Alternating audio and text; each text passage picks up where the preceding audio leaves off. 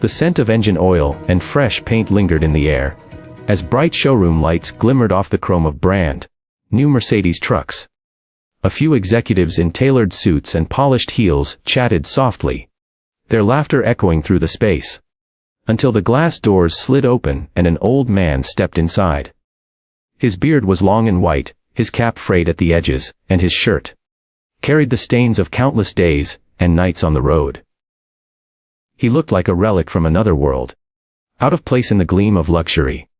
Yet no one in that room could have guessed that this single moment, this quiet arrival, would change everything. He walked slowly, boots scraping the floor, a worn backpack hanging off one shoulder. A few mechanics paused mid-conversation. 3 women at the front desk exchanged puzzled looks. The manager, Miranda Hale, elegant, silver-haired, confident, raised an eyebrow as the stranger's gaze wandered across the room. He stopped by the largest white truck, rested a rough hand on the gleaming chrome grille, and whispered as though speaking to an old friend. "She's a beauty." Then, in a gravelly voice that carried across the showroom, he said, "I'll take 5 of these." The words hung in the air like a misplaced punchline. Julia, the youngest of the 3 receptionists, tried not to laugh. The others didn't bother. Miranda smirked. "Sir," she said, her tone polite but sharp, "these aren't bicycles. Each one costs more than most people make in a lifetime." The old man met her gaze calmly. "I know," he replied. "And I'll take 5. Zekudawade, before we go on. If you believe in kindness, in second chances, and in stories that remind us not to judge too quickly, please like, comment, share, and subscribe to Stories of Kindness. It helps more hearts find their way to stories that matter." Back in the showroom, laughter rippled again. But something in the man's quiet certainty unsettled Miranda. There was no madness in his eyes, no arrogance. Just a stillness that felt deeply sure. "Sir," she said, softening her voice, "I think you might be in the wrong place. There's a used truck lot down the street." He gave a faint smile. "I'm in the right place," he said. "Maybe you're just seeing the wrong man." He turned away, walked to the corner, and poured himself a paper cup of water from the dispenser. No one noticed how steady his hands were. Hands that had once guided heavy convoys through war zones, built engines from scrap, and carried his only son's coffin years ago. His name was Harold Brinley. Once, he'd been an engineer, a soldier, a husband. Life had stripped him of almost everything. His wife, Clara, had died in a hospital he couldn't afford. His small trucking business was crushed by larger corporations.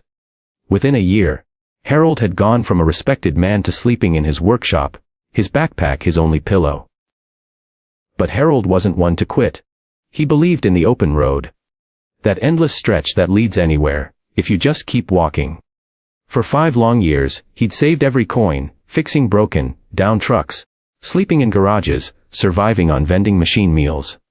All to build a dream no one else believed in anymore. A transport company for those who had lost everything. He called it second-route logistics. A company for veterans, single mothers, the homeless. For anyone who just needed one more chance. And today was the day it would finally be born. Miranda had gone back to her paperwork. But when she looked up again, Harold stood before her, holding out a small stack of documents. "Here's my purchase order," he said steadily. She frowned, glancing at the papers. They were official, stamped, signed, and properly filed. Julia leaned closer to read. "Second Route Logistics Incorporated," she whispered. Miranda's brows knit together. "Who approved this?" she asked, reaching for the phone to call finance. But then she stopped. Her eyes froze on the signature at the bottom. One she recognized instantly. It belonged to the regional head of Mercedes Commercial Partnerships himself. A man who only signed off on elite clients. Miranda looked up, stunned. "How did you get this?" she asked quietly. Harold smiled warily. "He was my student once," he said. "Back when I taught mechanical logistics. I fixed his trucks before he ever had a company to run." The room fell silent. The laughter from earlier now felt heavy with shame. Julia lowered her eyes. Another woman, Serena, stepped forward hesitantly. "Mr. Brinley, I'm sorry. We didn't." Harold raised a hand gently. There's no need. You only did what the world teaches. Seeing with your eyes, not your heart.